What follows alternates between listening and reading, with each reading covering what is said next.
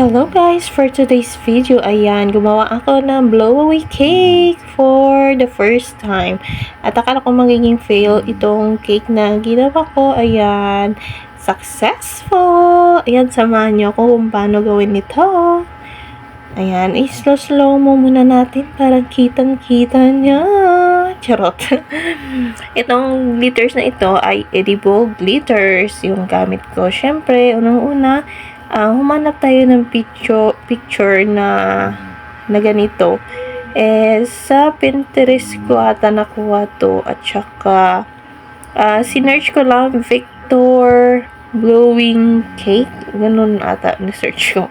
Basta ganyan. Makikita nyo naman yan. Ayan, binutasan ko na yung bibig ng babaeng itong parang nagbo-blow or gulat na gulat. Charot. Ganyan lang kasimple lang gawin natin, butasan natin. Ayan, sabi ko, mukhang masyadong maliit yung butas ng ating ayan, dinagdagan ko. Medyo naging lumaki na at hindi na nakita yung bibig ng ating toppers. Pero okay lang din kasi hindi naman masyadong halata. Charot. Ayan, todo punit pa tayo dyan. Charis.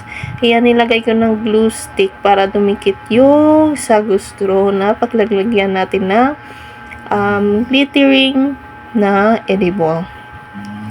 Take note, huwag kayong maglalagay ng non-edible na glitters kasi may tendency na mapunta sa inyong pagkain at saka baka ano pa ang mangyayari sa inyo. Diba? Pag nakain nyo yun, ay hindi edible kasi yun. Kaya ayan.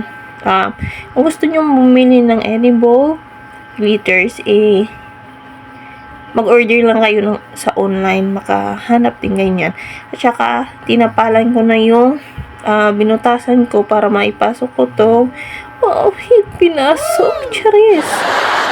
Mapasok ko itong glitters na edible. Binili ko lang ito sa orange app noon siguro. Ayan, medyo nahihirapan pa tayo dyan. Kaya, ayan, ginamitan ko na ng brush para medyo madali natin ipasok. Charos. Ipasok talaga sa maliit na butas. Charis. Ayan, sabi ko, masyadong kaya nilagyan ko na ng gold glitters. Para naman, medyo maganda tingnan. Pero, yung lumabas is all silver glitters yung na-blow. Kasi, yun yung una na nilagay ko. Kaya, ayun. Ganyan lang tayo maglagay guys ng ating glitters sa loob. At pagkatapos nyan is nag-icing na ako ng cake. Itong cake na ito ay Yama flavor. Hindi ko na na-videohan kung paano ko ni-layer itong cake na ito. Charis. Ayan, sabi ko, tinanong ko sinang Maisel. Shout out pala kay ng Maisel. My second cousin, thank you so much for trusting Miss Cakes and Pastry. Ayan, ang sabi niya sa akin, pink or deep pink sana. Pero, hindi niya pa natatanong yung kanyang unikaiha. Ayan.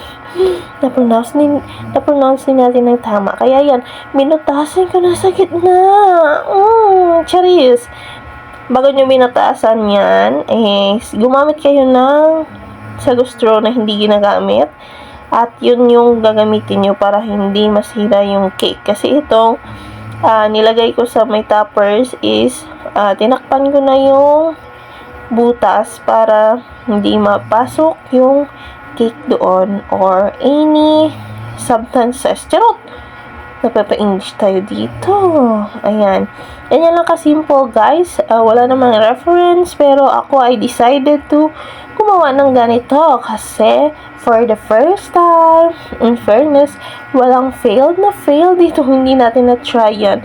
Kung magiging successful ba o hindi. Ayan. Medyo kinabahan ng person, pero syempre, dahil riskada tayo, kaya, ayan.